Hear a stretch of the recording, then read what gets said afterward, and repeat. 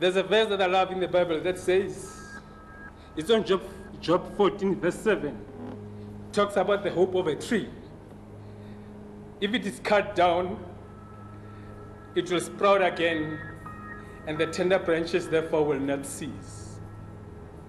That's our hope in life. That we only need a drop of water from that branch, and will sprout again.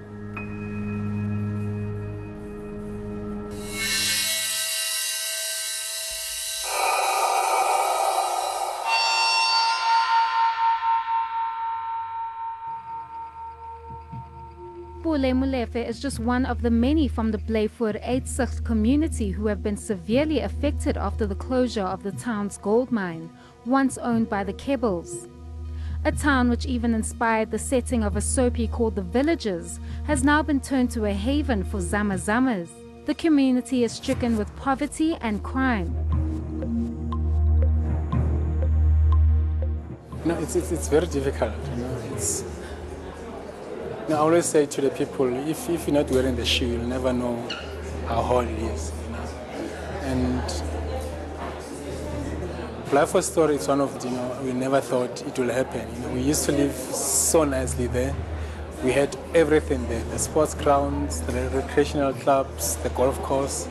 Should you go there right now, they are all vandalized. And you ask yourself, how can that happen? Such beautiful things, such beautiful place to be left alone like that. Just like Pule, Robert was brought up here with no electricity, being disabled and dependent on his pensioner mother. Life has become unbearable. I broke my neck playing rugby in 1988. So for me it's much more than other people because I need a wheelchair, electric wheelchair to get around because I can't push myself. So therefore it has to be charged all the time. If it's not charged, it doesn't go.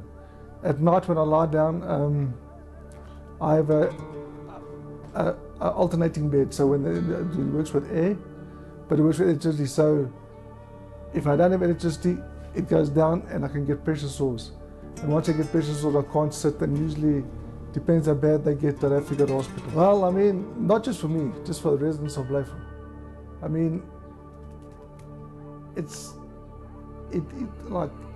say like there's no power or anything. It's a dangerous place. I mean, it doesn't matter where you go. If there's no power, no nothing, it's a dangerous place anywhere you go. So we need power, we need water. I mean, just the basic to survive.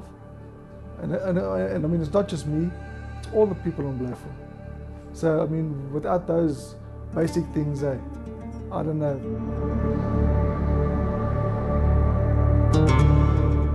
After the mine shut down, at least 6,000 people were left unemployed.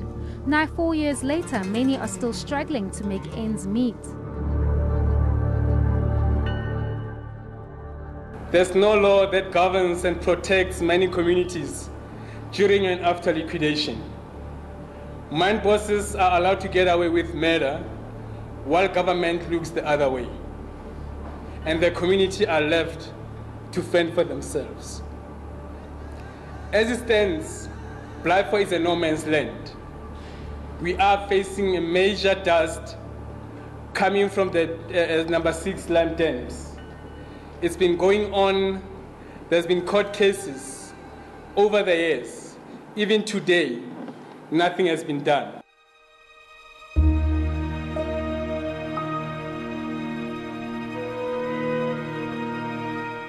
Poverty is so ripe in this community that many children go to the church after school to ensure they have at least one meal for the day.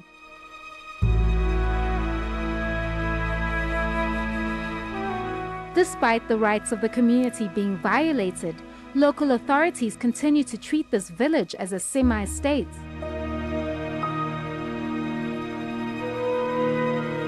The collapse of the mine into liquidation highlights for us a fundamental problem for mining communities like Blyvoor, and that for decades these communities exist almost as a quasi-state, as separate from South Africa, where the company acts as the sole provider of basic services, so things like water, electricity, and sanitation. When the company ceases to exist, as it has in Blyvoor, local government struggles to step into those shoes and provide those basic services per their constitutional duty to residents in those areas. However, the local municipality says nothing can be done until an application is filed to make the establishment a township. The problem at the moment is that the mining village is in private ownership, and since it's in private ownership and being a mining village, it's regulated in terms of mining laws and regulations. Should the municipality, however, receive an application to proclaim this mining village as a township, it will have to go through the same processes and procedures as we do for any township establishment. Township establishment is regulated through the spatial planning and land use bylaws of the municipality of 2016. The Blyvoor village is situated on highly dolomitic land, which is undermined, and already as far back as 1963, a whole suburb in that village had to be demolished due to sinkhole formation and ground movement.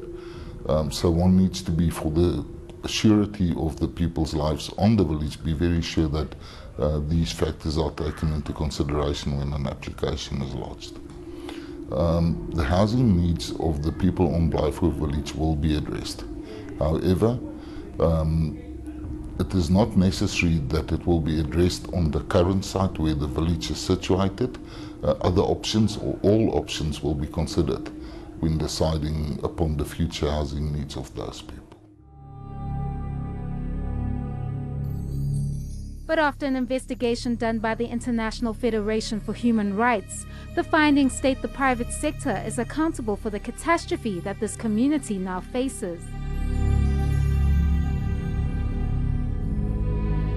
Both DRD and Village Main Reef today seem to deny responsibility for having left the mine in its current state. The initiation of insolvency proceedings at the mine, as well as the drawn-out process of provisional liquidation for this operation, has had devastating consequences for the community in terms of their right to development, to an environment not harmful to health or well-being, and in particular to adequate housing.